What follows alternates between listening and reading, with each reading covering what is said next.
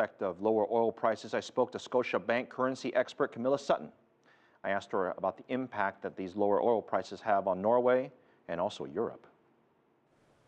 Well, it's quite amazing, right? And I don't think anybody actually forecasted the decline we've seen in oil prices. And now when we look at the global ramifications, positive for global growth, it's likely positive for many of the European countries in the long run. But for those that are major exporters of oil, it's really quite negative. And particularly a country like Norway that's become very reliant on the oil and their exports and the entire industry and sub-industries that have been built around it. It makes it very, very difficult not only to see a fall in oil, a fall to this degree, and a fall to this degree that was completely unexpected, and not only unexpected, but expected to really be quite sustainable. When you talk about the oil prices, some folks think it's gonna bounce back next month or next week. Other folks think that this could be a 4, 5, 6 years of low oil prices. If that's the case, if we don't know when oil prices might go up, if they ever do, doesn't it make it very difficult for countries like Norway to sort of make their budgets? Absolutely. I think one of the interesting things we have with oil prices is that since really nobody forecasted the decline, and particularly the degree of the decline, it's really a similar issue on the flip side.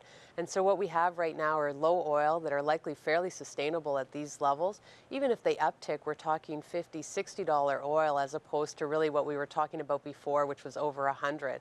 And for a country like Norway that's very dependent on those oil exports, it's a very difficult outlook for their GDP in the near term. The great thing for Norway is that they've been very responsible with all of the monies that they've had coming in from those oil flows. So in terms of their positioning and the fiscal balance and government debt and all of those pieces, the economy is very, very strong on those pieces. What the problem is the near-term GDP and how long it takes Norway to be able to rebalance, and how much of an impact it has when all of a sudden CapEx and investments get cut quite dramatically. You cover specifically foreign currency, so I've got a question on this topic for you. Again, Norway is not part of the euro, but obviously it has an impact to the rest of Europe. I just want to get your take on Norway, the local currency there, the domestic currency there, and also where you see the euro going, because we're seeing movement in the euro as well. It's now at a multi-year low against a dollar, which is kind of surprising as well. Absolutely. And so when we look at Norway, the interesting things about Norway, the worst performing currency last year, even though ex-oil, the fundamentals are actually quite strong, the outlook is still fairly negative because we've had this whole rejigging with the fall in oil prices.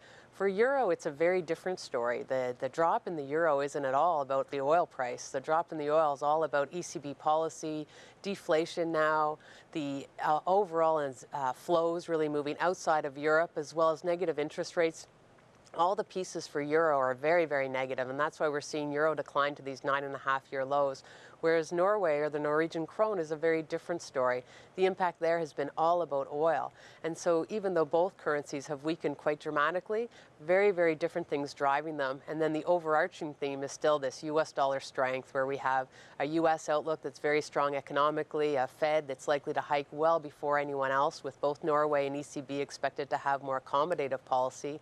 And on top of that, you have investment flows desperate to move into the U.S. So all the pieces for the U.S. dollar have combined.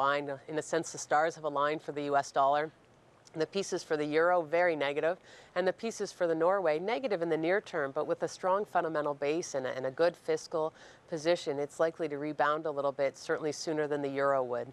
I do want to ask a serious question about the other countries around the world that do very much and are very dependent on these oil prices. There's a number of countries, I won't list them all, but they need oil to be much, much higher than they are now. Which countries are you most worried about? Well, I think you start to get most worried about countries like Brazil or Russia, countries that are already struggling for other reasons. And all of a sudden you have this oil shock, unanticipated and really very negative to a country that's already vulnerable. So those are the ones you have real concerns about. Countries like Canada or Mexico or Norway, those are countries that are having an oil shock and have a near-term growth implication. But in terms of the long run, it's actually probably very healthy in terms of rebalancing their economy to other industries, to manufacturing, to other exports. So it's really those kind of already vulnerable countries, places like Russia, that are really probably the most exposed to this shock we've seen in oil prices.